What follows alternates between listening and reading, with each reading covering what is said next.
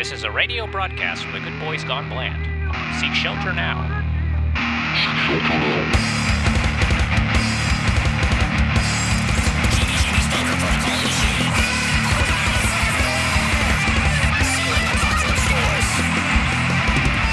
Hello and welcome to Good Boys Gone Bland, Season 7, Episode 10, Don't Look Up. I'm your co-host, Denali. I'm your co-host, Brian. I'm your co-host, Jace. What are you doing, Jace? Looking up. No, don't listen. Dude. Don't listen to the big government machine, bro. Look down. Big Sky is just trying to make you look up all the time. That was a good joke in the movie where What? they tell you to do the opposite. You know, this movie just kind of has like a lot of twisted allegories. It's like hard for like people with like lower IQ to understand. Don't look at East Palestine, Ohio. Never mind. We have to go like into some sort of transition. We need because to. we can't This start is talking this. about the movie. Get started.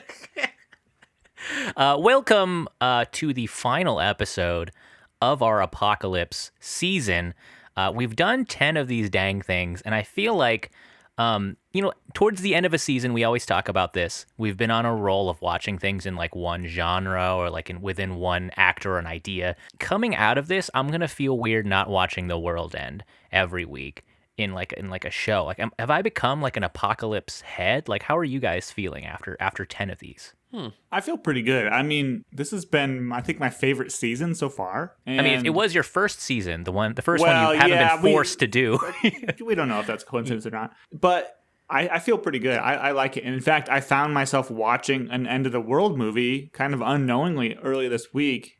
I watched Signs, the alien invasion movie, and only halfway through it was I like, this is an End of the World movie. You're doing homework off the clock. Yeah, Signs, I mean, like- extra credit, baby. I guess I have a question there. I was thinking about this when you texted us. Was Signs not localized to like... No, it was worldwide. It was a worldwide thing. Oh. Yeah, and they literally said the phrase "end of the world" like multiple times. Mm-hmm. And because a lot of the footage came from like Mexico and South America. That movie was fucking scary, man. I shit my pants so hard. I remember watching that I remember when was watching 5. that with you and scaring you. Yeah, Because like during the tense scenes, we would go rah. yeah. That's a great fucking movie. I'm like, it makes me think about alien invasions as a concept because that's been in the news like Right. a lot, or like just conspiracy That's why theorists. we watched it, and I sent you guys Right. the photo of us wearing the tinfoil hats. Yes. On the other hand, because if this would have happened, if this episode would have been recorded last weekend, whole different topic on the UFOs, Right. what's going on right now.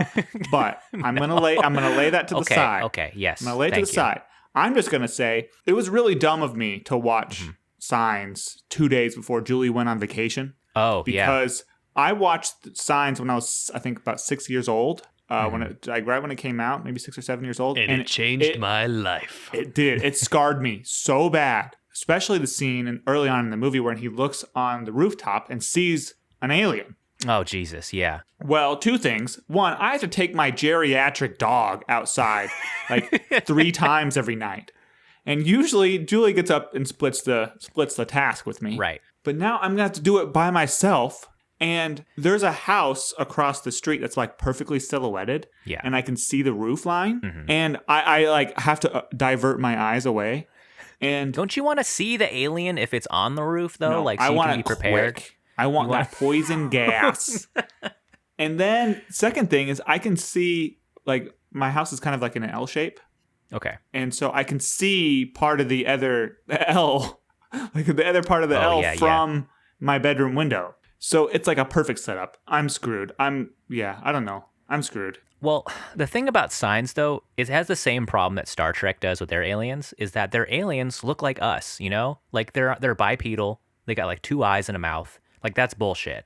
Like, if there was aliens, they would be, like, fucking goo monsters or some shit Yeah, that like looks nothing Arrival. like us, right? Yeah, like Arrival. So, like, you don't have to worry about those, like, green men. Maybe something like a xenomorph maybe is realistic, or The Thing. But you don't got to worry about those creepy guys. I feel like it's less creepy if it's like a cow alien or something, you know? No, I get that too, because like also I might just think it's like a home invader. Too. Right. I mean, that's also like pretty scary. I mean, I feel like And if anybody's listening to this podcast, I have, we've got home protection here. Oh yeah, buddy. And I'm totally not bluffing. So I've got don't even try anti-alien it. spray. I've got a ray gun. So what? Just kind of popped a funny thought into my head. Yeah. Like a reverse Signs where humans end up on the Signs aliens planet. Oh, wouldn't that be so funny? You know, where their house Right. and the shot is from the alien looking over to a roof, and it's just a guy standing on the roof like, oh, It was like, shit. seeing as how we only have guns. Yeah, they have no guns. Like that's a gunless species, right? They just have so sprayers. It's partly explained was that the guy, so two characters explain it. The little Okay. kid and the guy in the recruiting office. He says, I know what they're doing. We do this in other countries. We send out like people, with no equipment, just hand-to-hand combat to probe the area to see if it's ready for an invasion, see if it's primed for an invasion. we do this. We send soldiers butt ass naked into like enemy territory. Pretty much, yeah. We, There's even a movie about it starring Owen Wilson. wait, And then the little kid says, "Yeah, if they used their weapons, we would just respond with nuclear weapons." So, and they don't I want that see, because I they see. want to harvest the Earth. So, if we use nukes, it would destroy the Earth. So they're doing some covert op shit. They're trying to like break necks and just use their secret poison organs in their elbows or whatever. Yeah. To knock people out. I Yeah, mean, but unfortunately for them, God yeah, our Lord and Savior protected us. spoilers, sign spoilers for a 21-year-old movie. Yeah, they have no Jesus on their planet, which is why they're able to live there. Huge mistake. Huge.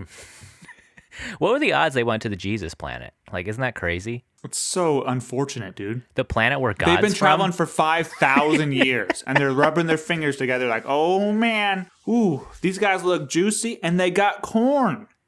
Corn, the best fucking thing. They love that shit. And then they find out, they're like, hey, isn't this the planet where the Christian God is from? And they're like, no. No, that's not it. I don't think that's it. Really, he told us last week that he's like overdue for a visit here. Oh, Yeah, man, what are the chances? Yeah. This doesn't have that like liquid that's like literal acid to our skins that'll kill us on contact. No. That's not the planet. Should we run a test? No. Just go down, butt ass naked, and then just start, I don't know, spraying people. Well, it reminds me. I thought about that too, and it reminds me of Galaxy Quest, which we Yeah. talked about last episode too. Remember when they just land their pod on that planet and they open the door? And there's actually like a sensible response from Sam Rockwell's character, who's supposed to be the comedic relief idiot. And he's like, "Is there air? You don't know." And he like freaks out. That's like kind of what happened in Signs, right? The people came down and they're like, "Is there water?" Yeah, because there's just like moisture in the air. Yeah, water vapor everywhere. Like, I think I haven't seen Signs in so long that The I'm kind of explanation lost. is holy water. Yeah, I mean, well, That's the explanation. I think they're allergic to water in general, but the guy was a priest. It was like an allegory for demons and shit. I don't know. It's a mixed reviews movie. It's pretty fun. Are we still talking about Signs? Yeah, it's a science. It's the movie Science. Melba Gibson's a it's all priest. Jesus stuff. Jesus Oh. stuff. It is? Yeah, it's all Jesus. Huh. What gets me though is like the aliens. They love corn, right? They love it so much they put their big cool footprint on it every time. But their planet is cornless, right? Because there's no water. Because corns love water. So are they showing up to our planet For the because corn. they think corn is so sick, but they Look don't at this like stuff. put It's on like a cob. it's on a fucking cob. All our shit. We're breaking into Rick and Morty territory. Yeah, Oh, yeah. I jeez. noticed Oh, that. my Start God. on It a always cob- goes back on to a fucking cobbing. Rick and Morty. Okay. Is this our first asteroid movie of an end of the world season? That's Like, kind I- of what my logic was. Even though Yeah. I kind of remember Jace not liking the movie, but it's what made me persist, even though after he vocally expressed his hatred for it. This movie? Yeah. Yeah. Yeah, hated it. I mean, Because well, let's not get to the reviews yet, guys. right, but like it's a classic. It's like what you think of when you think of like a It's like end a of the year world old. movie. It can't be a fucking classic. It's No, bullshit. it's a classic scenario. It was Oh. nominated for an Oh, yeah. Oscar, Jace. yeah, Well, it's because it had Leonardo DiCaprio in it. yeah, they had to. They don't even look at the movie anymore. They just see his It's name. like, we don't want to give it to him, but we have Best to Picture. nominate him. Yeah. We have that rule since he was 19. He signed the contract to be in Titanic. I mean, Ryan, I wanted to ask, because we've seen Armageddon, right? It was a big episode. Why didn't you pick Deep Impact? You know, like the movie that's the better counterpart to Armageddon. It stars our boy Elijah Wood. It would have been a great watch. Deep Impact has Elijah Wood? Okay, I didn't know it had Elijah Wood. Make that clear. Yeah, Deep Second, Impact has I a don't know. 44% on Rotten Tomatoes. I thought this would be a good one for like right now. Yes. It was. This The is current very moment. this is very like current, and especially in our political sphere, like Deep Impact was made, and Armageddon, they were made in like a very different political climate. And they weren't like trying to make a political statement, but this movie is the antithesis of that, where like it's not really an end of the world movie, it's a political movie. True. No, I get that. And that begs the question, would we be better at stopping an asteroid now in 2023 or in 1998? 98. That's a really good question too. I think if you put Bill Clinton on this shit, I hate to say it. That 'cause I don't asteroid's really going like that down. dude. But like, yeah. However, Yeah. we've since done asteroid redirection missions. Like the United States, well, I don't know if it's US or if it was ESA, but We've done it. Yeah. the humans have literally redirected an asteroid. We've literally done it. Like But for fun? Yeah. fun. I think it was just It for was sport. called DART, like dual asteroid redirection test or something like that.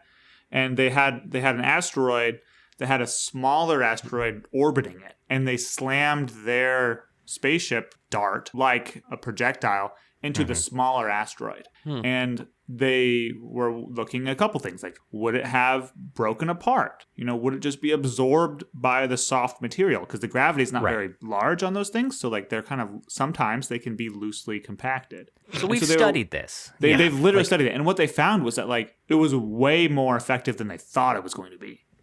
Like it worked way better than they thought it was going to. They thought like a lot of energy would be like dispersed, but no, it like hella worked. Okay, so we've done it. We've had proof of concept. And we have all the science, but we are one fucking tweet away from having it never happen. We're one politician tweet away from being like, "Is there an asteroid though?"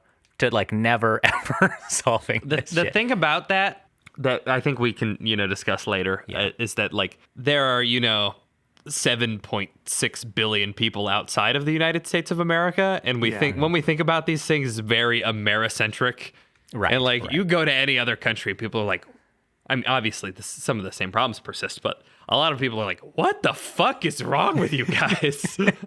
I think that's an interesting discussion too, Jace, with this movie. Yeah. My reading of that situation was that the U.S. sabotaged the other experiment. I think that was in part of the movie, but like Kind of like implicit, right? Just to think that the whole of Europe in that situation was ignored is kind of the... Yeah. Briefly though, like we talked about how they kind of deal with asteroids now, like knocking it off course. I was wondering, like we've got an engineer in here, we've got a lawyer, we've got just like a fucking burnout who just kind of hangs out on the internet. Can we think of a better way to get rid of an asteroid, to redirect an asteroid than the one they do now? Like trampoline. NASA, trampoline. Build big trampoline. Bro, space trampoline? Okay, so they would have to know where it lands and build a trampoline that's probably what, like 10 times the size of this. We would need like a really, really, really long ribbon of it's got to be carbon nanotubes, and then we need 2 rockets that it's attached to, and because we need tension for the trampoline to work, we got to be like, okay, 5 seconds before it hits Earth, the rockets need to start blasting off to the left and the right. So it's going to be tension so that the asteroid hits and shoots off. Yeah. Why don't we just build it on the ground? It saves so much money than having to launch those into space. Or if we miss. Well, because, That's the true. trampolines go down when you bounce on them. Oh, that's true. So then it would hit the ground a little bit. It would still probably kill a See, beluga what whale. I think we should do Okay. is Protect the whale. we should put a rocket on that asteroid and just slow it down a little bit until it's facing a planet we don't like. Ooh. And then when the asteroid hits trampoline, double bounce it. Double bounce it to the other planet. I have an idea of how to stop an asteroid. We train other good asteroids to be kind of like on call. So when a bad asteroid's heading towards us, we would hire a good asteroid to hit it. And that's the only way you can stop a bad asteroid, is a good asteroid. We could dig up some old asteroids who have hit the Earth and they're not doing too good. And we could show it and be like, you're going to be like this. Is this what you want? What if Have we? made the Earth we made a really, really big magnet, Okay. and we just opposited the asteroid away, you know?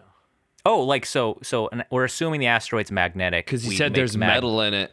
Right, you right, know? right. So, like, I got a lot of problems with that whole thing. What is it, Ryan? That you've like never played with magnets before? no, not the magnets.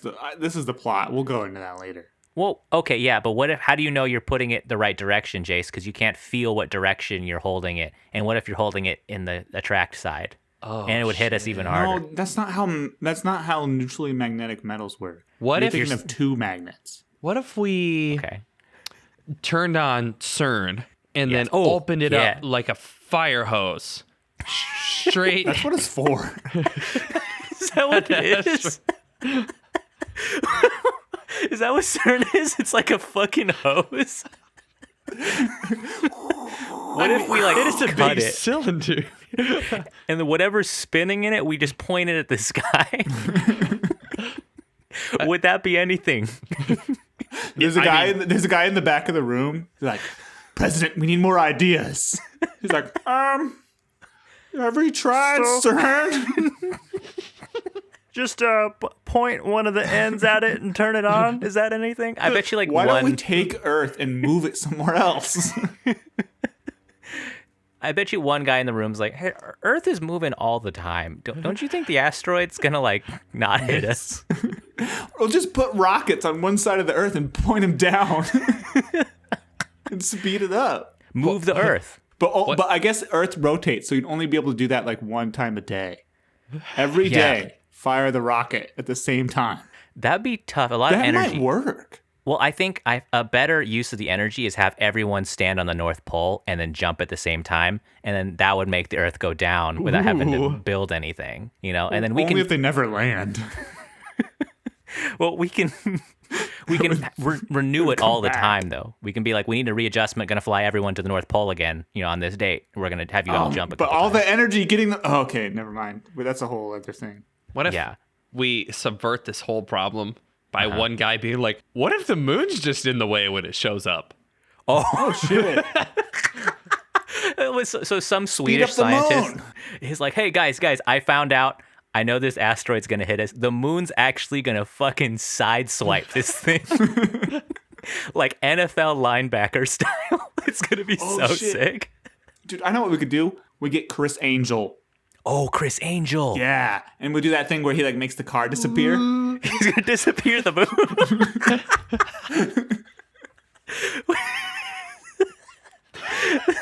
That sounds like Asteroid's like coming down. It's like, Chris, no! There's a little Wait, that's- curtain. that's literally sounds like a 2018 presidential solution. Is being like, we call Chris Angel and David Blaine. Maybe they can team up and make the asteroid disappear. But first we have to meld the relationship. Oh yeah, because they hate each other. Remember the big magician wars? Dude, that's 10 really? episodes on real TV. Yeah, there was a magic war between those two because they're from different wizard It colleges. was like the Ultimate Fighting Championship. Whatever the reality show they had, Ultimate Fighter. yeah, the Ultimate Fighter. It's like them, the but there ultimate was magician. two magicians trading Yeah. like teams. It's a solved problem because only David Blaine is relevant now. Yeah, Unless- he definitely won. Ooh, hey, The hey, what? No UFC. love for Chris? No, he's a fraudster, by the way. David Blaine's like, listen, he was going to disappear the moon. I can only swallow it.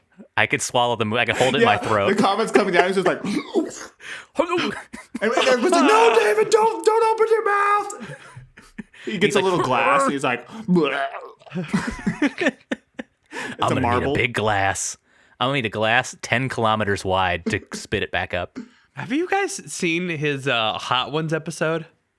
Are you Did guys he Hot hold Ones a watchers? chicken wing in his throat? I think the whole he does the thing where he stores water in his stomach to spit yeah. up later. I think he did that through like the entirety of an episode. What? Like while also eating chicken wings, and there was like, Oh my god. That dude is insane. yeah. That's why he won the magic war.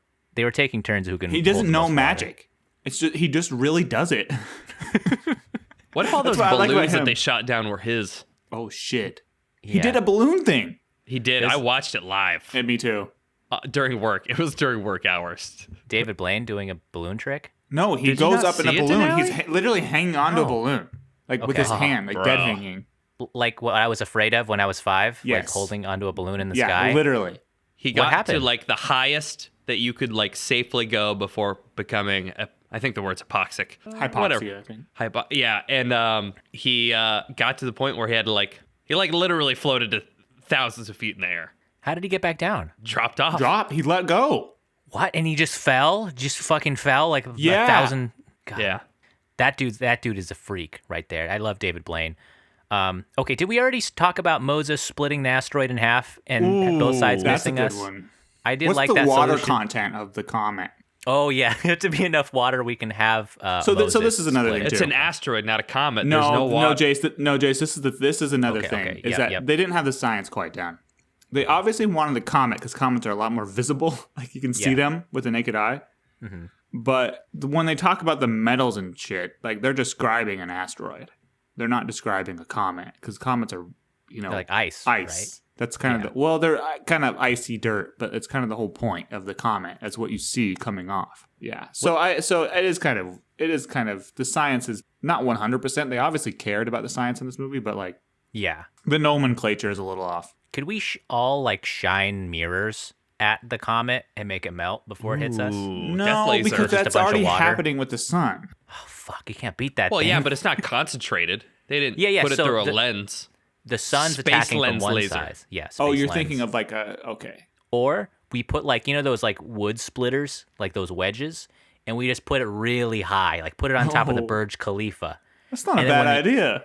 Asteroid hits, it splits at the Burj and both sides just go around us. What if we covered the Earth in grease? That way when it hits us, it just kind of bounces off. Slips. It slips Yeah. off. So like Ooh. maybe one continent would kind of get smushed a little bit, but the rest of us would be pretty good. It kind of We'd hit have the enough water, grease. so we'd have to Exxon, Oh, The Pacific. tons of oil spills. Let them rip. I think we have to let them all We rip. could also just dig a hole and it'll go right through us. straight through Earth. Yeah, it was only 9 kilometers wide, Yeah, like that's the not Earth that is wide compared to the Earth. yeah. Wait, hold on. Can we actually do this? Is you dig a hole all the way through the other side of the Earth and have it go through it? The technically, yeah,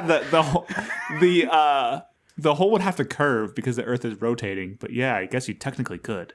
Well, that would be You insane just math, have to right? time it right. They Yeah. knew that it was going to impact somewhere in the Pacific. So, oh wait, no, you can't make a hole down through the ocean. Then the water will just go through the hole. water- literally will, can. The water will drain. Yeah, Yeah.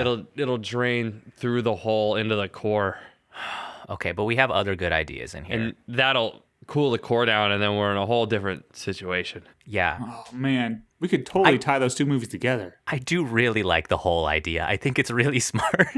Anything else? Do we have anything else I that think can we're solve pretty. this? Yeah, it's kind of exhausted, huh?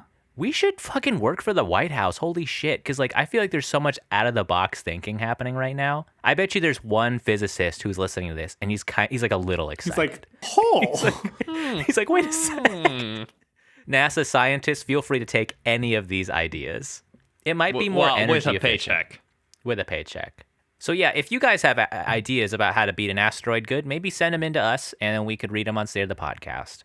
I feel like we burned a lot of time with that. Do we want to talk about the movie? Like we have been kind of hinting at it.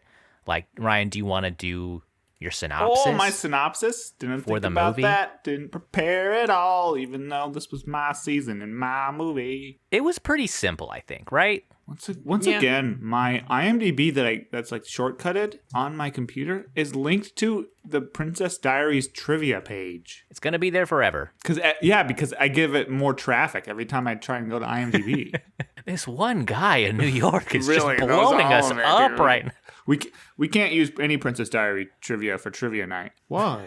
It's the most viewed trivia page. And also, I watched the movie within the last 24 hours. I don't really need the synopsis, do I? I feel Okay. like you could just freestyle this. All right. So this week we watched Don't Look Up. It's from 2021, directed by Adam McKay. You might have heard about this. It made a little bit of a storm because it made some people scared and the other people angry. Starring Jennifer Lawrence and Leonardo DiCaprio as the two main scientists who discover a comet. Kate DiBiase, who the comet is and eventually named after, and Dr. Randall Mindy, who's kind of a weird dude. And this asteroid or comet is coming directly at Earth. Oh no, what can we do? And unfortunately, this movie is set in a very similar alternative Earth to ours. And they're not sure what they can do because the government is run by absolute morons. And first, nobody believes them when they warn everybody. And second, some people think it might be a good thing. And that's if you can even convince them that it's real. So the movie follows the next 6 months as the comet bears down on Earth and the different types of people and how they respond to this sort of situation. And it makes, well, I shouldn't say it makes the other people angry because it made me very angry. Just because it's too realistic, man. Well, I'm glad we don't live in this world. Yeah, well, we pretty much do. We don't I hate to break it to you.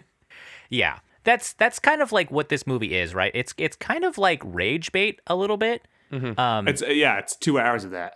Yeah, when I saw the length of this movie, it's like 2 hours and 20 minutes or something like that. It's a little too long. Holy shit. Yeah. 30 minutes too long. And right off the get, you start kind of understanding the shtick, right? It's kind of like an allegory for climate change or just really anything that were long-term problems that we're dealing with in the country. And about 10 minutes in, I'm like, I hope this is not the whole movie, like this shtick, because this is going to get emotionally exhausting to watch.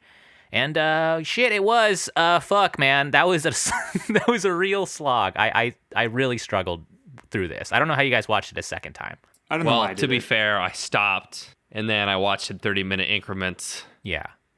And I do think though that the first half is, I think breaking this up into two watchings.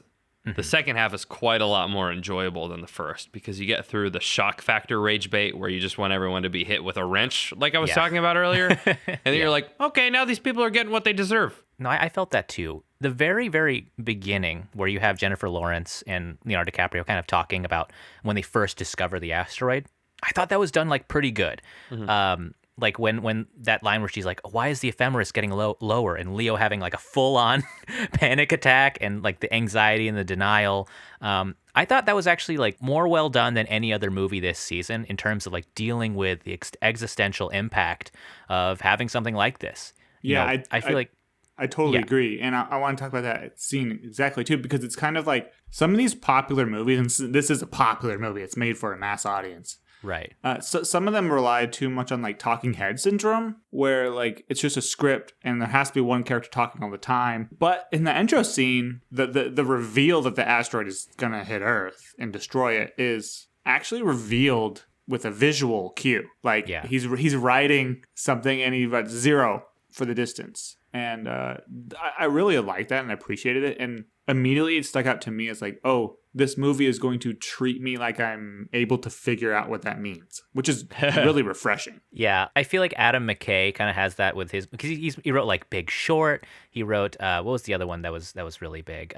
Wasn't it the baseball movie? The fucking Moneyball. Moneyball. I don't think that's an Adam McKay. Is that not Adam McKay? No, it's Jonah Hill. Okay, maybe right. Anyways, Adam McKay writes these punchy scripts though, where they kind of explain these complex topics, and they use like a lot of humor and shit. You're kind of led into the concept without being spoon-fed, but I also think it has that effect of making the audience feel like they're really smart because they're watching it. There's this smarminess about it that I find a little grating.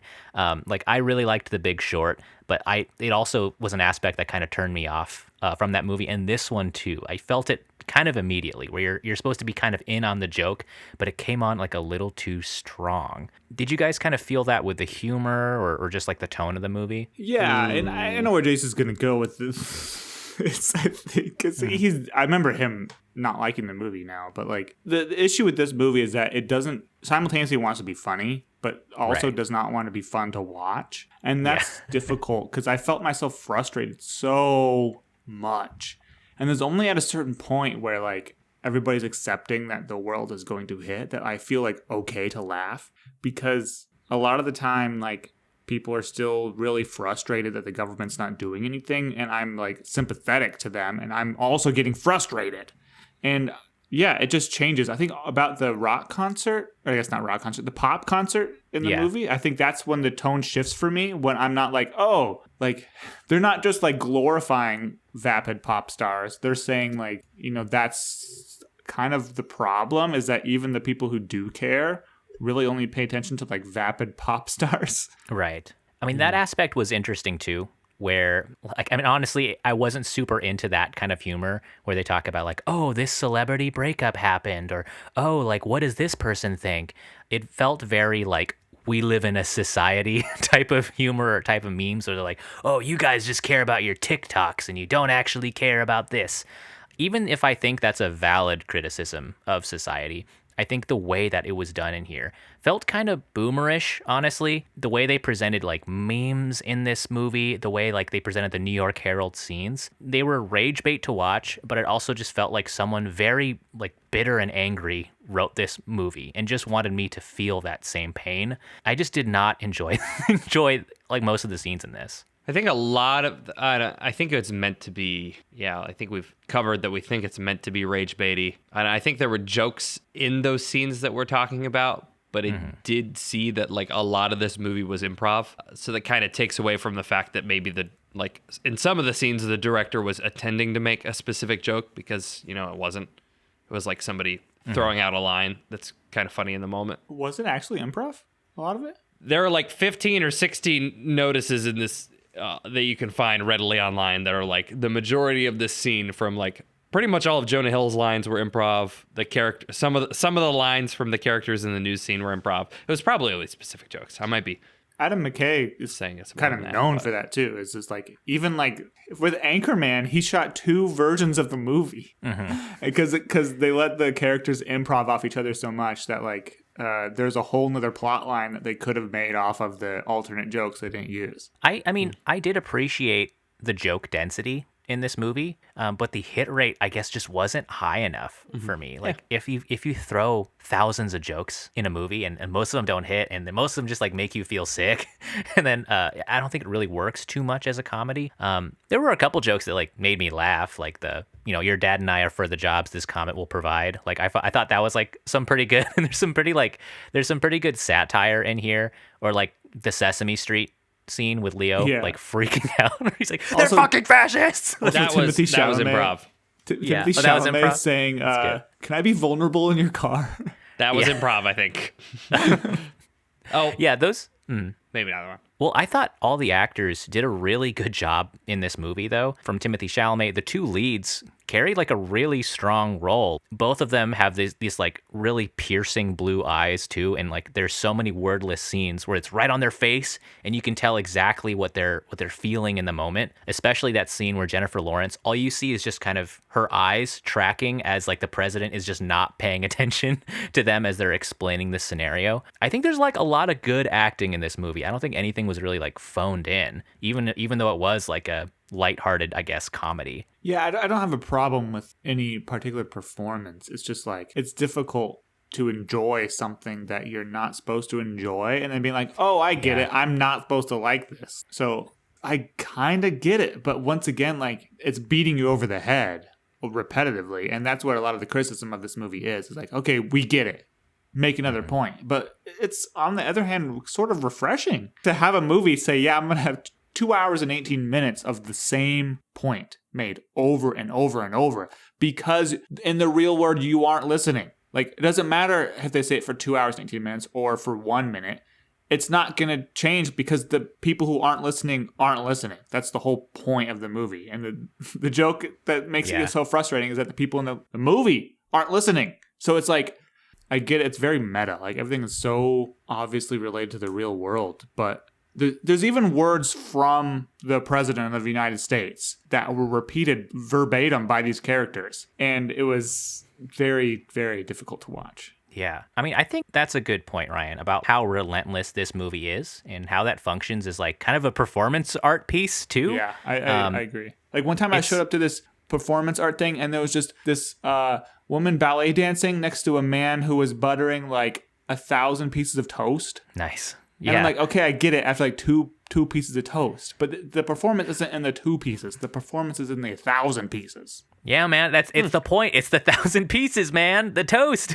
Yeah, like I think this movie is, I guess it's effective in that regard, but at the same time, when you're making a movie like this and it's not enjoyable really for anyone to watch, and at some level it's supposed to be enjoyable. Like Adam McKay likes to make movies that people laugh at and they like, you know, they recommend to each other.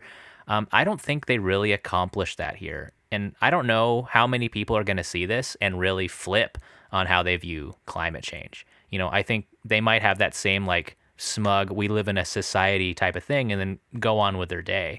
Have we ever had like a nationwide climate strike in any real regard? You know, I don't know. And I don't know if this movie is going to really move the dial. It could. I could be wrong. No, yeah, but that's kind of the point of the movie anyways. Mm-hmm.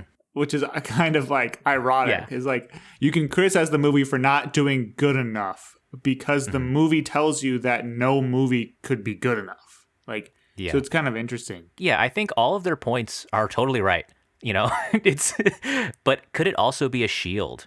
Oh, definitely. Yeah, it's like when someone says, "Oh, it's terrible on purpose," like thanks killing. Yeah. Oh, it was terrible on purpose. Okay, well then make a good movie. Like.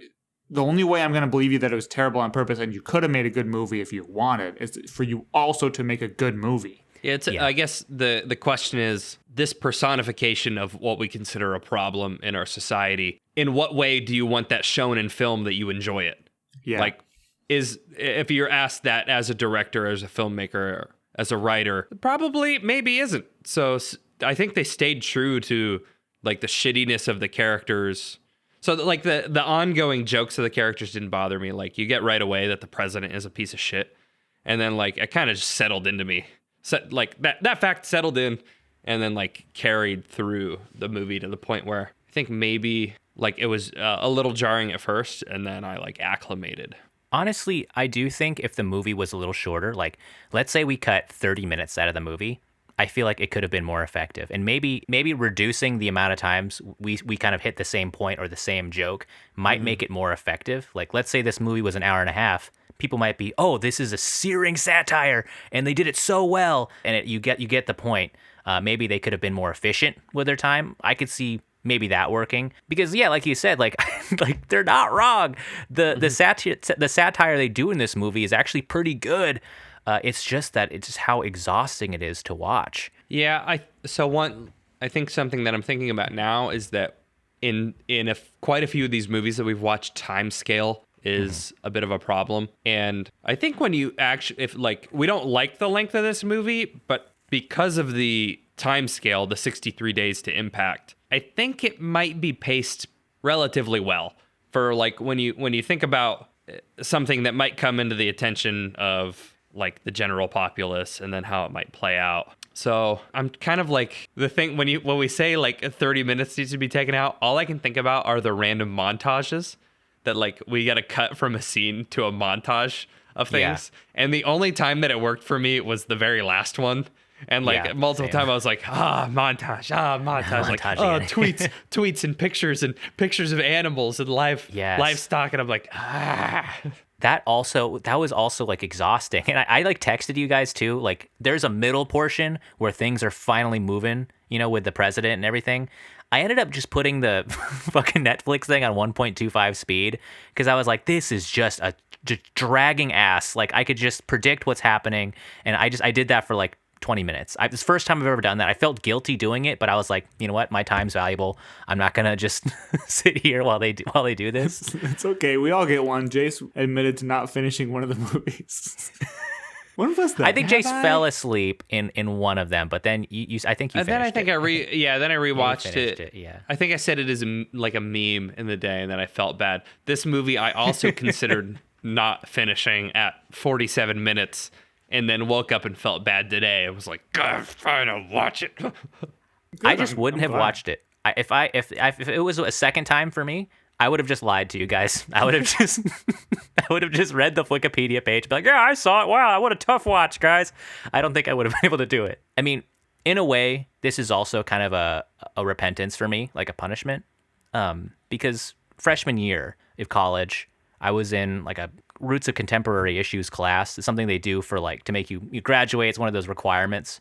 And for the end of the class, they had us do a debate. And I was like really into debating in high school. Like I was in debate class and all this shit. And they had us debate on climate change in the class. And I was in kind of my like shithead debater phase that I've tried to grow out of. But I was assigned the side where climate change is not caused by humans, right? They just kind of wanted us to like delve into like the subject. And while I was studying this, because I was like a fucking idiot back then, I was like 18 years old, coming from a very conservative Alaskan environment, I found out climate change was super caused by humans around this time, okay? But I like went so hard in the debate that like I did a really like brutal cross-examination. I'm not trying to brag too much, but I really destroyed the other side in the debate to the point where like the crowd in the audience during their questioning period, they were like insulting the other side and they were like cheering for my side. And I feel like, I don't know, I may have done some damage that day. Like it wasn't good. And I look back, I also wanted to like apologize to like the other side because I think I went after them like a little too like in a way that was disrespectful. But this debate, I keep thinking about this because I was like, I need to undo this damage because who knows, I might have inception seeded a ton of 18-year-olds into thinking climate change wasn't a big deal. See, yeah, I think the thing here is like maybe the note is if you're going to have a debate class in a high school, maybe bring some people also like from college or beyond that to be the counterpoint so that like somebody who can actually stand their ground.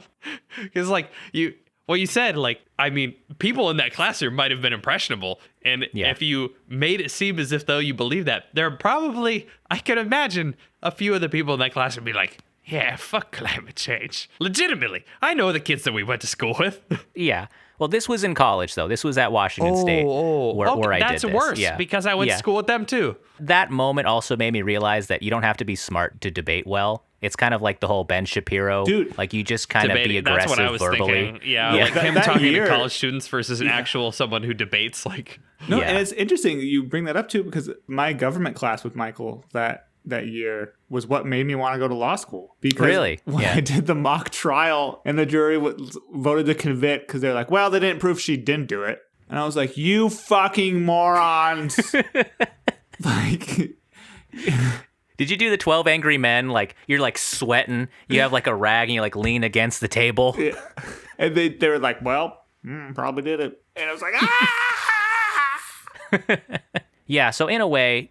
I need to repent somehow and undo this. So I'm going to say to our legions of listeners, climate change is real and humans fucking caused it. And hope I can undo what 18-year-old me did. Probably not. But once again, no science is 100%. I missed some details in the start of that. I thought you were talking about a high school debate. If any of those people in that college class, they should have been prepared for that. They took the step to go to college, you know? Yeah, there was a lot of dinguses in that class. I was also citing some real, like, questionable data. I was getting stuff from, like, foxnews.com. I was pulling up graphs that were clear bullshit. I feel bad about all of it, and I got a super A. Yeah, so anyone who watches those debates, you know, like debater schools, college liberal, just know that debater is a fucking idiot. You do not need to be a smart person to do that. You just need to be more disrespectful to the other person. There's a little bit of a transition here. Yeah. And when in this movie, they talk about no science is 100%. And two things that's explaining is, number one, people are misunderstanding the scientific process and the scientific method. People don't know what statistics is. Yeah, no, they totally don't know. And so that's an inherent problem that we could go on forever. And, you know, there's tons of science podcasts explaining what that means. But on the other hand, this movie, I don't think realized it was bringing up something called the equal time fallacy. And that's the inherent problem with things like Debate Club, is that you take one side that's objectively correct and one side that's objectively incorrect, and you give them the equal amount of time to explain their positions. And at the end, there's a good chance that the audience is split 50-50. Now, with something like climate change, or like with this asteroid, where there's a million scientists who say, yes, it's real, and one idiot crackpot who says it's not real, in the equal time fallacy, they would both be given the same amount of time to present their ideas. and then that would just be given to the public. And the public is going to think, well, it could be one or the other. And that's kind of the problem with the current state of science presenting in news, is that they do it like that. And they don't understand when scientists use, these kind of coaching words like, might or probably. They don't understand what that really means. And this is, we can long talk about what the problems with the way media presents facts are, but like it's a serious issue when you're trying to make a decision about something and there's two people, let's say you're the president or something, and there's two people in the room. One person's saying, well, we might not be 100% certain. The other person is saying, no, it's going to happen. Like, yeah, you actually wouldn't be crazy to say, well, let's wait. Let's sit tight and assess. Like, that's actually kind of a fair response if you don't actually understand the science behind it. I like the way that the movie made sure that every like left or right decision to go a certain way kind of actually just deviated from the science itself. Like I think you mentioned there that the first two scientists saw that it was there, then they handed the information to other schools to make them confirm. But the reason they sat and assessed is because there was midterms, and then they deviated the rockets that were going to nuke it because they were a super rich ass billionaire was like, but wait, we could have the minerals. That was such a good role for that dude. and it got to the point where, like, at the 50% mark of this movie, whether or not like they were, the don't look up, don't look down part, don't look up or look up. Yeah, I got you. Everybody, like, most of the people, as they showed, believed that the asteroid was coming. They just believed that the billionaire was going to be able to solve the problem. Yeah. I mean, that was like another splitting of the don't look or look up party, I guess, because that's another thing, is just infighting within one side as well, like fighting with oligarchic politicians. But when you're talking about like the look up, don't look up parties in there too, I think that led up to like one of my favorite jokes, which was the two arrows, where it's like, we got to have balance and like look both ways or do both. Yeah, the Chris Evans thing. Yeah, and that's brilliant. Did Chris Evans say that about something? Like, I don't know. No, I'm saying that he played the dude who said that. Oh, did he really? Yeah, I didn't even recognize him. Oh my god, that's funny. and that's one thing too I hate, is when people are like, well, I think we should all just get along. We just need to stop being so divided. Yeah, we literally do. We need to jump on the consensus. Yeah. It's not the people who like believe facts who need to agree with the people who are making up alternative facts. It's the other way around. Yes, exactly. It's like when one group of people is clearly a fucking problem. And what you were saying about, Ryan, about like the equal talking time fallacy too, like that's pervasive in politics. Like enlightened centrists are like, oh no, well we can just do both, or like halfway. What if we let half the whales die? Like, wouldn't that be just good? We just meet in the middle and like stop the hate. And it's like, no, we should let like no fucking whales die. Like, it's something that's really frustrating within politics. And that's what also, pisses me off about centrists too, where it's just like, no, let's just meet in the middle here. And no, there's no middle. There's no middle for a good thing and a bad thing. And that's what I really liked in this movie. That's how you do effective satire, is you take something absurdist and you can easily apply it to something that's in the real world. I also, when you guys were talking about the like science literacy, the whole like Cate Blanchett, Tyler Perry scene, both of them did really well in this movie, but man, that was the most difficult part of this movie for me to watch. I was like ripping my hair out. And seeing first Jennifer Lawrence's blow up was really cathartic to watch, where she's just like, you're all gonna fucking die. And then finally Leo's humongous blow up at the end too was also just, that's kind of like the moment where they're supposed to be the audience, where you just want someone just to scream at the fucking camera. I think they use that to like really great effect here, but the buildup was too long. It was like agonizing. That's one thing about this movie, is like Jennifer Lawrence is quite clearly the audience, corollary. But yeah, if everything in this movie was shrunk by like 20%, it would be better, I think. And yes, especially because we have that scene again later with Leo. Like, he's the one who received media training. And so he didn't have his outburst in the first time, but, later on he had the same outburst. So, like, we're seeing the same scene twice. Why do they both have to have a really long buildup? And, like, I totally agree about the Tyler Perry, Cate Blanchett scenes. And that was also frustrating that like they didn't have enough like intelligent moments about those characters to make it clear that that was just an act being put on for their fans. Like they were on the TV just like trying to act like that, but then away from the camera, maybe there's something else kind of going on. Yeah, I wish there was a little more difference. They kind of cover that with Cate Blanchett's character, which is like a little bit, yeah. I've got 3 master's degrees. I speak 4 languages. I've got 2 Monets. I've got da-da-da-da. But yeah, it's a really short blurb. That whole side plot of Leonardo DiCaprio being like the hot scientist, and then where he just like devolves into this whole different direction, I thought was like interesting, and I thought it was pretty funny, but I'm like, maybe that's like something you could cut. Like, I don't know if that was necessarily like serve the plot. I guess like it's him kind of getting lost in the sauce a bit too. Definitely. And then the whole like the misogynistic labeling of Jennifer Lawrence's character of like, she's the crazy woman, like, oh, put her on, even though she's doing the exact same thing that Leo's doing. Those are pretty good, but it's like those are more like bumps along the road. When you look at the narrative shape of this, it's just kind of like build, relief, and then big build, big relief. Something like that. I don't know how much stress hormone and relief hormone I have to like make this really effective in this movie. Is the big relief when the comet actually hit? Yes, thank God. Just end it. Yeah, I was hoping that happened a little bit earlier, yeah. I wish I didn't have that spoiled for me going into this movie. Like, oh, really? Because whenever people talk about this movie, they're like, oh, man, the ending, though, that really ties it together. And a bunch of people have been saying, they're like, oh, I didn't see that ending coming. And so I kind of like know in the back of my head that it means the asteroid is going to just destroy everybody. Who have you been talking to about this movie that, like, you know that? Do you have another podcast? Or did you fucking Google it? No, people have talked about this movie. It's been out. Both my parents saw it.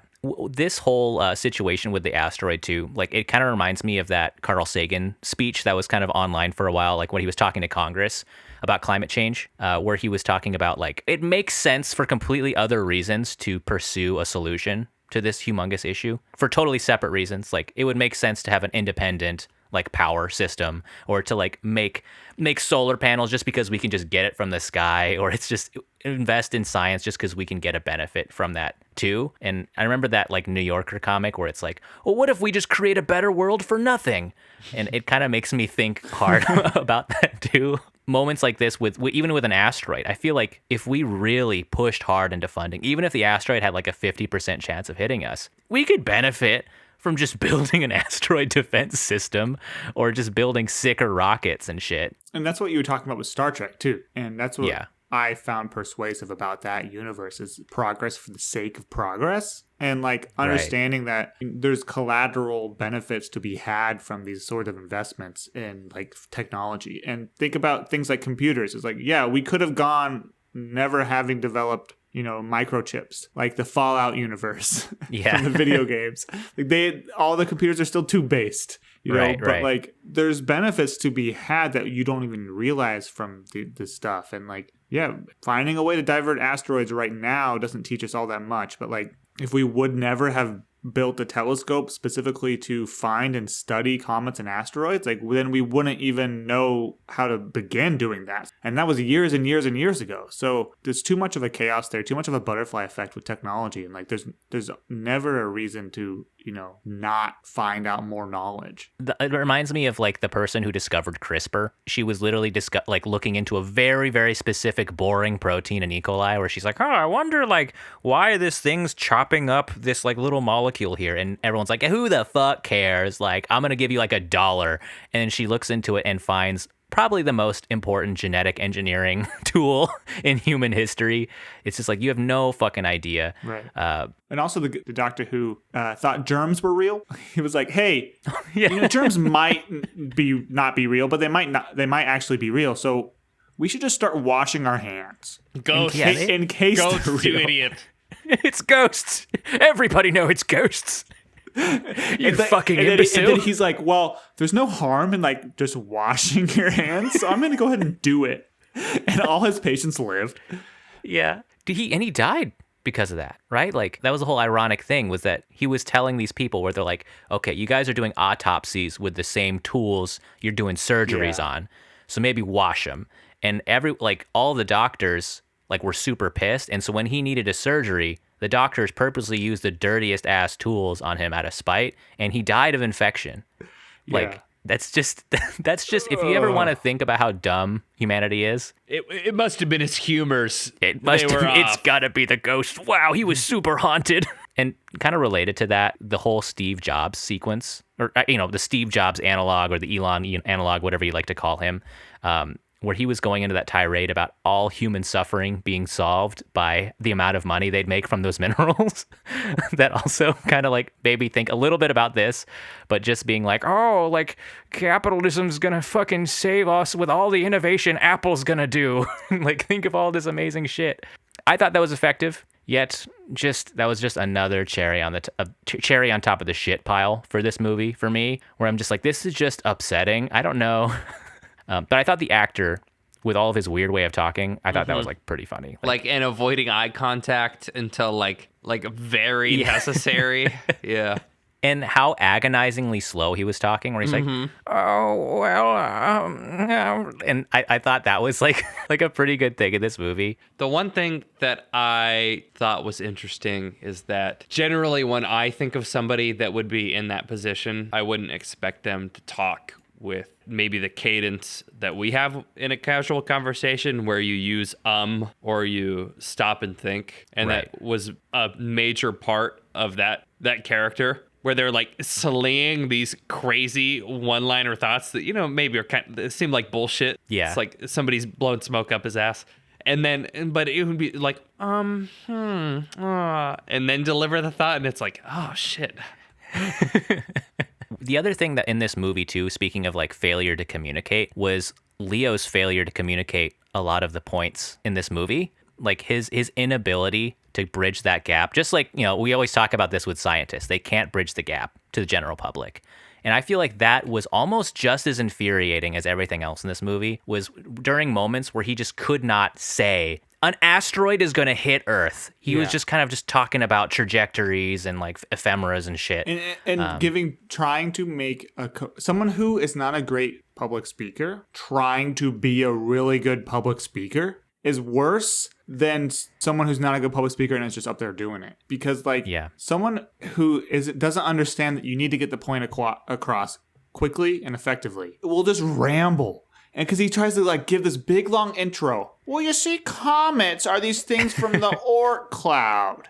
And you need to say, this is an emergency meeting. There's something heading towards Earth, and if we stop it, the whole human race is going to go extinct. And if you just say a couple sentences like that, and I understand that the filmmakers know that's what you should say, but once again, it might not be clear to the audience that the director is making a joke about scientists themselves. Yeah. Mm-hmm. And yeah, it's very common. My company, of the now 257 plus people we have, 150 of them, I think, have masters or PhDs. And it's like, when you get into a conversation with this person, you're going to get this comet came from the and it's not effective for connecting to an audience, but it is important in the day-to-day of expressing information. And I think that's the reason, like you just said, it's in this movie, is because that's a very common thing. This is PhD candidate Kate Diabassi. Some people care about that type of thing. Right. But most people don't. Or what's a candidate? What? Yeah. I mean, this comes back to the whole, is it easier to train astronauts to drill or drillers to be astronauts? It might be easier to train a good speaker just how to explain a couple science things than the other way around. Yeah. And that's what Dr. Oglethorpe was good at too, but mostly got relegated to the back because in science, you want credit to be given to the right people. Yeah. So you have to be clear about who gets to say the certain things, and he was deferring to people, and that's just not what you want when he's the only person in the room who can say it without getting angry or can say it in the first place. Mm-hmm. So do we want to? I saw something the other day about the reading level at which presidents speak. It was a comment, and probably requires further delving, but listed out multiple presidents that when they spoke to the public spoke at an 11th grade level. But the majority of presidents below that were speaking at 7th, 8th, or 9th grade levels. And it can affect their success. So when you talk about somebody who's a PhD and can literally pull out a whiteboard and do the equations that he was doing and then trying to communicate to the public, Huge gap. Yeah. I remember reading somewhere that like the majority of the US is at like a 4th or 5th grade reading level in like reading and comprehension. And I think about like the John Kerry election where he was like a very like serious and very like efficient speaker. And they think that's like his lack of charisma in that regard is why he lost compared to George Bush, who's able to be like, hey, come on, America, yeah. And people liked that better. Maybe Asteroid! Yeah. Could we talk about the ending of this movie, which we kind of alluded at before? The credits scene, or yeah, I guess the conclusion, right? Like they had a couple rocket launches and they all basically failed because they purposely tried to not make them launch. They were hoping to harvest minerals, and finally the last mineral harvesting launch fucked up, right? And there's kind of this last dinner scene where kind of all the major characters are just eating dinner together and not paying attention to the failed rocket launch. I thought that was actually a really well done scene. You actually felt the weight of that. And I actually liked like what Jace was saying in the moment, where it's flashing to different scenes around the Earth to contextualize the gravity of the situation. It's not just this family that's going to die. It's going to be like every piece of nature and culture around the world. And I thought that was pretty good. And the shaking at the end where they're all just kind of like trying to pretend everything is normal, that kind of got to me, man. Like, I don't know. There's some general terror from me in like and extending my empathy to these characters and pondering what it would be like for me in the situation to see the kind of shaky cam and just trying to continue to have that casual conversation. And the only thing else that I want to point to is that in that montage, for some reason, there was video footage of a bunch of otters, like in a park, tearing some shit apart. And then they just added shaky cam to it to make it fit the scene. I agree. I like that. And it made me think about us. And could the three of us, because normally the two questions I have are, could the three of us survive? And if so tasked, could we prevent? And well, given our conversation earlier, I think we can, baby. Well, so that's one thing. That's one thing too. Is obviously if it hits, we wouldn't survive because nobody survives. I mean, a couple people do, but could we prevent? Like, let's say we're the scientists, or Jace is the scientist, and he brings us along for the conversation with the president, like the day that it's breaking. Could we communicate this information a little bit better in a way that the American public wouldn't reject it? I think so, right? Like, I would hope so. We have a podcast where we're communicating. So we're very important people for hours. Yeah, I feel like we could just cut to the chase. I mean, we do like to bullshit a lot on this podcast, but I do think we can just say rock's gonna hit Earth, right? I mean, I feel like we could also create maybe like a dance challenge or like a destroy the asteroid challenge. Now we're talking. Get the general public interested. The problem is the people trying to stop it didn't weaponize the pop culture centric audience. They just let it be. When Ariana Grande was trying to sing that thing back out into space. Yeah. It doesn't matter. It was a sick concert. Yeah. You know how many fucking thousands of people want student loans to be canceled? Yeah, that's true. It hasn't got any It's like the final hurdle is a bunch of geriatric idiots at a table that's like, well, what's our bottom line could always come up. And I feel like we can just give, I mean, I don't like it, but we can give like a Rush Limbaugh type or Alex Jones type or Joe Rogan like $100 million, because they'll take the money and they will do anything. And just spread this information just to get the last little bit of people to get along with this. I kind of wish the end of this movie, the mining plan wasn't the same as the first plan. Yeah. I wish that they did something weird, like put a trampoline or dig a hole or Chris Angel it. Yeah. That would have been funny, and that would have obviously put the movie into an unrealistic satire, but like, I don't know, it would have maybe changed the direction of this movie. I feel like it would have made it more effective at the end. Because just seeing those, like, a couple robots fail was kind of just like, well, we all kind of knew that was happening. But have it build to something that's obviously going to be stupid, I think might have been a better use of the satire. I like that ending just from a corporate standpoint, because I know what it's like to have people at the highest level say, we're going to go with this, we're going to do this, and completely determine like the direction of a design, and being one of the people who has to implement it, being like, wow, that is terrible. You don't understand the problem. So like them being like, oh, we can 24 drones will do it. It'll be okay. It's like things that executives have said, or like things that salespeople have said. It's like, where the fuck did you come up with that? That's not grounded in reality at all. Yeah, it's just like the good news thing that they just want to say good news. Yeah. Speaking of which, speaking of like those businessmen, they have like this Noah's Ark ship at the end that everyone gets on. And it just seems like the worst ship just ever created, where it's just like it's all just old ass like white men. And it's just all these like billionaires who are completely useless, and they're all just going to live together in like a colony.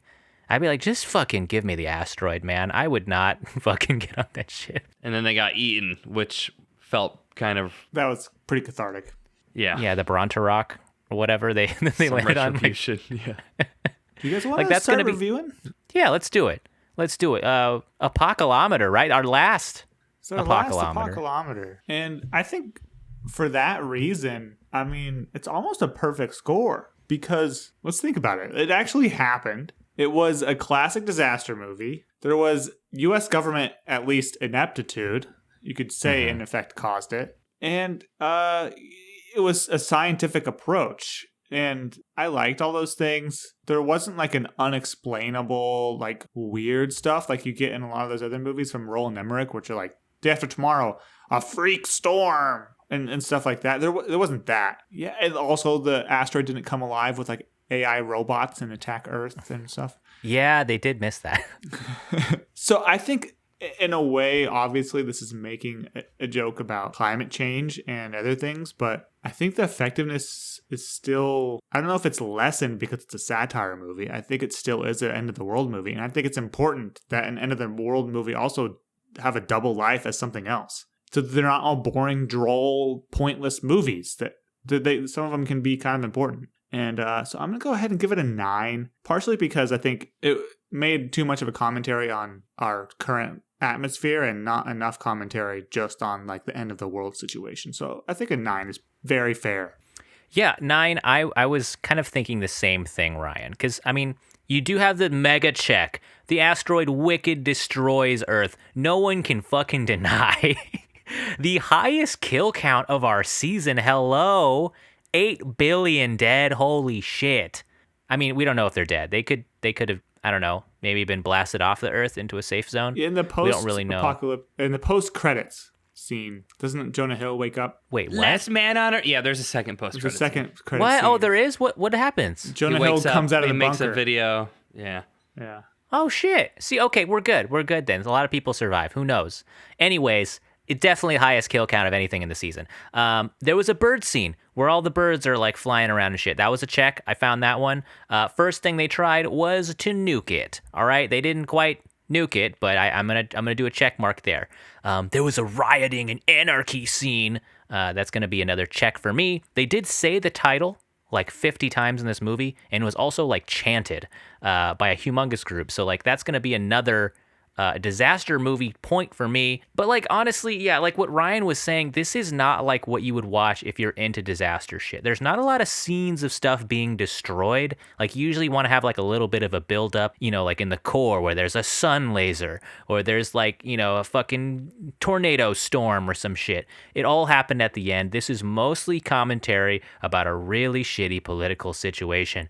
So it's not quite a disaster movie. I don't think the same crowds are going to come and see this shit. It's not like a Michael Bay shit exploding movie.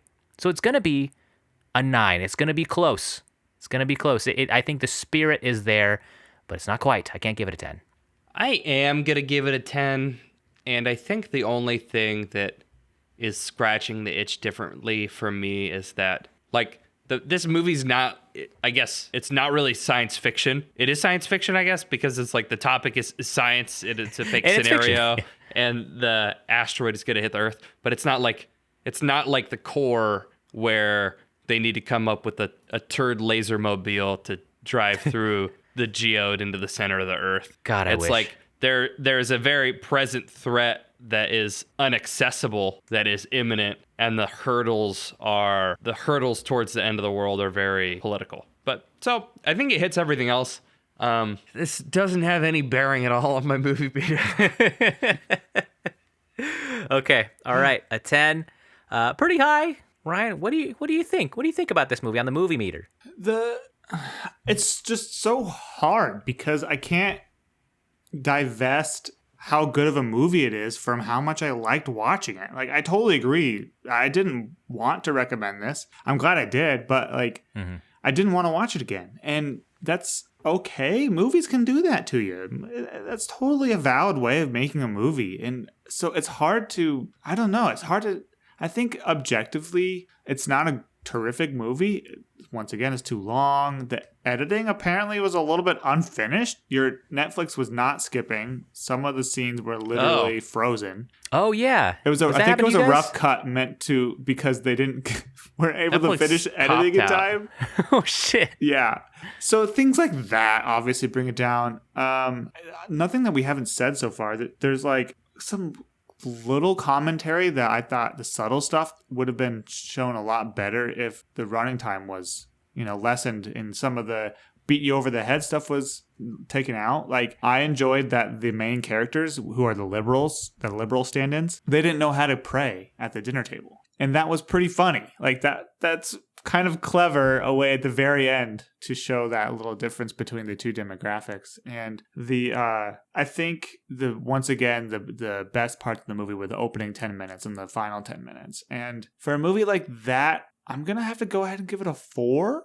I think on personal enjoyment, it's a little bit less than that, but on objective, it's just a point or two higher than that. So I think a 4 is generous and fair, and I could totally understand people voting this highly because they think it's an important movie, and also low because they don't like watching it. However, the IMDb reviews of this movie are so good. Oh man. There's some people who give it a 1-star review and they're like, the only good thing about this movie was Mark Rylance, who plays the billionaire. And he's like, because he saved people. What? Are those, so there's people who like don't get it? There's people who say this movie fell flat because Biden's now in office and COVID's still going. Oh my God. And Jesus and I Christ. saw that the asteroid was blown up at the end into tiny little particles. Yeah, I get it. Like, so, the particles are COVID? Yeah, that's what he's saying. And it didn't stop Christ. us. So maybe there's people who just don't understand. This is why lead poisoning is a serious problem in our nation. And he uses peer-reviewed science in quotation marks in this review. And he's like, not everything has to be peer-reviewed. And we're like, that's the point of the movie. I think it literally it's literally the point of the movie, you idiot. And so I love that he wasted his time like this. Oh, it's the longest review I found. And it's so fun. I understand why this movie needed to be made. It's because of people like that. And unfortunately, they're in the movie. So it's not fun to watch.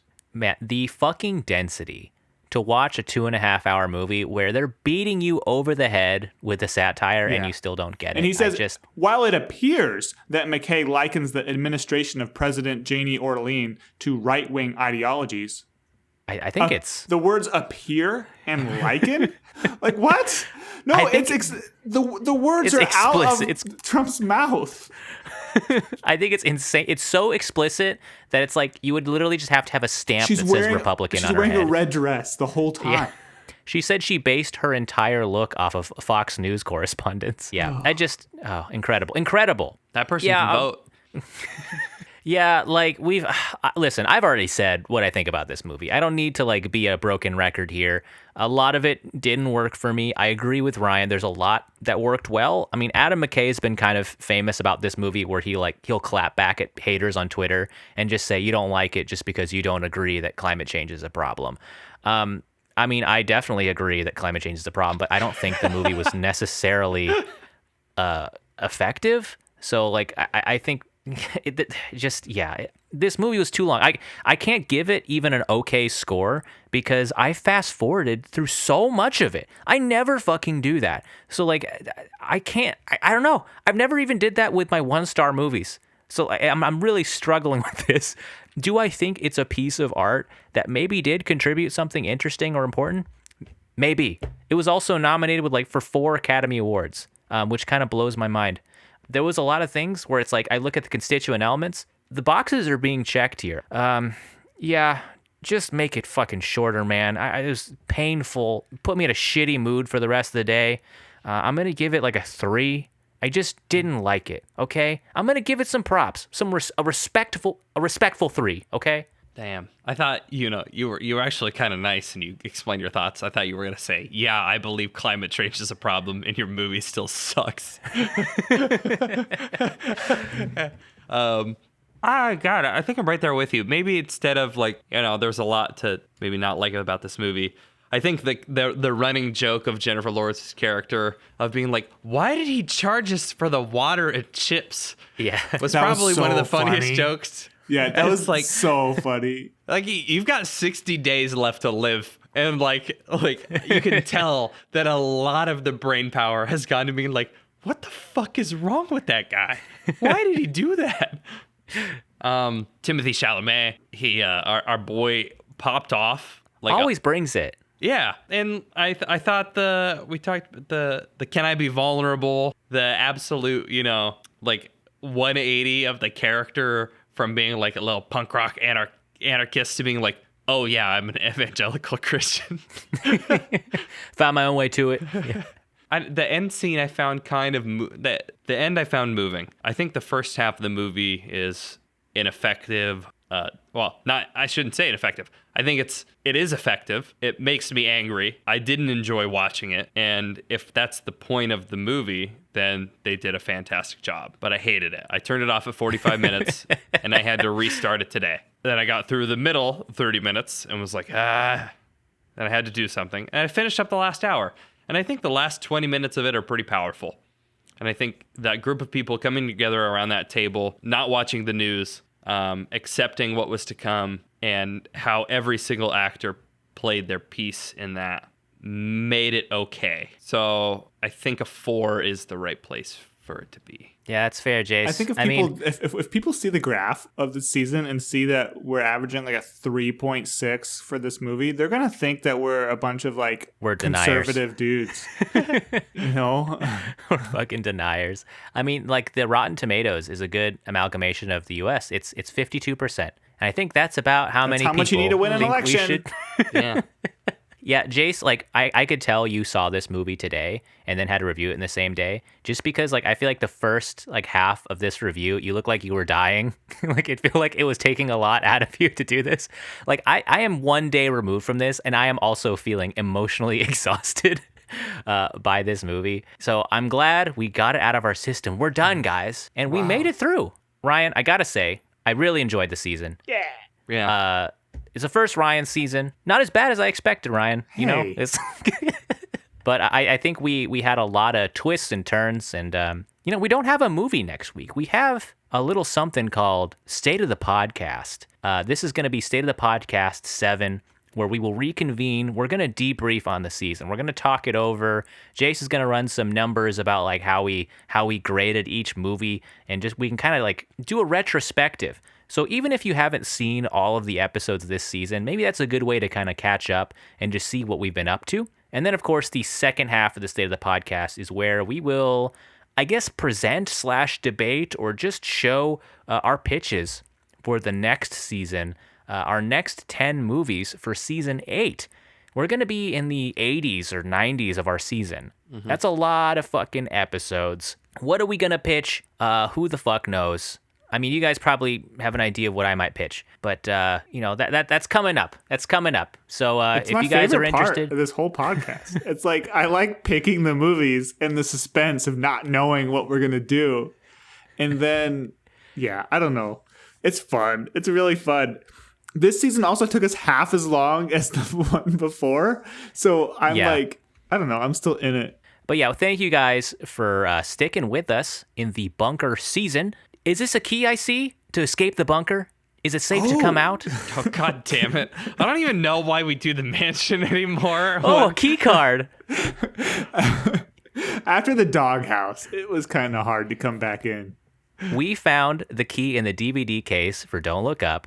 It's actually a digital key because we saw it on Netflix. So it's a digital key that came out. Who knew it was the streaming one that would allow us to escape this? Do you think when we open the door, it's gonna be? Is there gonna be life out there? I don't know. The computer said we had to watch 10 disaster movies worth of time. Like, so that's like roughly 8 hours, I think, until we can go outside safely. How much damage could be done in 8 hours? Yeah, exactly. If it wasn't as bad. And I guess you guys will have to tune in next episode to find out what's outside or where we'll go to. Before we go, do you guys want to do a GBGBs enjoys? Like, do you guys have anything you've been enjoying over this past week or so? Anything you want to recommend? We're tastemakers now. Me and Amber just finished White Lotus season 1 last night. Ooh. That was a fucking trip. Have you guys seen White Lotus? No, but Only I'm a big season fan 2. of Mike White. Yeah. yeah. It's I think it's just like an anthology, right? Season 2, I think, is totally disconnected. Yeah. But it's just a bunch of rich people being pieces of shit, and it's a very cynical show. I watched the finale right after I finished Don't Look Up, and we were in just a pretty bitter mood about society last night. But it's really fun. Don't let that detract you. Really good acting, and it's hilarious.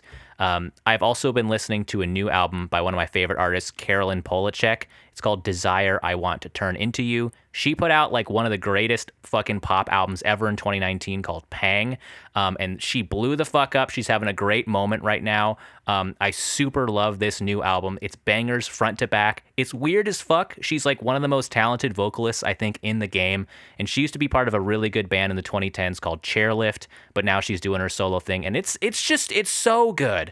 I love to see it. It's Carolyn Polachek, Desire, I Want to Turn Into You. Okay, I'll check it out. I'll look at your page. Check me out. Yeah, 2 weeks ago when we last recorded, I think I recommended the band Tennis, and they released an album last week. So check it out. It's good. It bangs. I also hooked up a surround sound in our front room for movie watching. Great. It's so nice, dude. We watched Signs, dude, and there's freaking... The characters are looking at the camera, and they're watching the alien skirt across the roof, and you can hear it walking behind your head. No. Is that shit a Bose? You got a Bose we got system? Sonos. Sounds like an off-brand. No, it's not. Poor. Yeah. Poor alert. Sweet. Jason, you got anything you've been enjoying? I think I sent it to you, and I've listened to the album like 3 times now because it seems like we're doing a music thing. Yeah, I mean, whatever. It could be anything. I've got two things. Okay, yeah. Natalie Lafourcade, who is oh yeah, you did send that. Yeah. Yeah, her album De Todas las Flores is new, recently released. This person has won 11 Latin Grammy Awards and 1 Grammy Award, so I'm just seeing this, but I enjoyed that. I also liked that album, Jace. Yeah, it was good. And then I don't know what's the right way to say this. So I decided that because we're going to Japan this year, that I would attempt to learn the language. And I've noticed over trying to learn the hiragana that it's kind of fulfilling. Like we're kind of far removed from like the school days of our lives where you have to learn something and then you're tested on it. And I've been finding that like the self-study aspect of it compared to what I normally do, where like my job is sometimes literally to read white papers and be like, wow, this is RF engineering, oh, this is mechanical engineering, how can I make it my job? That's kind of lost its luster for me. So yeah, doing these little tidbits, and I've got a little app where it quizzes me on the hiragana. I'm like, ooh, that's releasing some good molecules into my brain. Good squirts. And making me feel like I'm doing something with my life. Hell yeah, dude. So you said hiragana? Yeah. Is that like the alphabet for Japan? Yeah. So Japan uses 3 major systems for writing, essentially: hiragana, katakana, and then kanji. Hiragana is like the I don't want to butcher this. It is one set of phonetic alphabet. It's a phonetic alphabet, essentially. They have 3 ass alphabets in Japan? I didn't know that. Well, Fuck. also Chinese characters, too. Like, that's the half of it. That's the problem. Yeah, those are the kanji, yeah. Yeah. Katakana is similar to hiragana, but it's, like, used to bring in words from other languages. So, like, McDonald's in Japanese is, like, McDonald's. Mm-hmm. and it's spelled out with katakana. And then you'll see very regularly sentences that have all three of them structured in between them. And I haven't started to learn about the grammar yet, so it's only going to get more confusing. But I can see and know which of 55 hiragana as of this morning. So Nice. Well, Jace, this is huge because eventually when we want to release the Japanese dub of our podcast, we can have you go back through our backlog and finally expand our fan base. We should have a season where we watch anime movies, but Jace has to watch them without subtitles. You guys want to try out like a full, full different language season? We'll try to do the whole season in another language. that'd be, We barring could the learn fact, like- Klingon on Duolingo. oh, Jesus. I'm just saying we haven't, like, for say the podcast, like we haven't watched the other 11 Star Trek movies. And I'm just saying if we wanted to learn Klingon and then do the whole podcast in Klingon after watching those 11, we technically could. Like, no one could like legally stop us. We could technically just open Google Translate and record a 6-hour episode that you cut down to an hour and a half. Should we do our outro in Klingon? Hochbe. That means I agree. Yeah, so let's do, So thank you guys for joining us this week. Shall we do an outro where we give our folks our popcorn advice that we've been blessing them with for this season? Can I go first? You go first, Ryan. May I Have 11. butterscotch. corn dogs. When I always forget it's supposed to be advice. It's never advice. When the Sunset. blows the Earth. way. over I think it has to be. Fence. Don't What was check our that? grammar on these. May I have 11 butterscotch corn dogs when the sun blows over the fence? When the sunset blows. The earth way over the fence.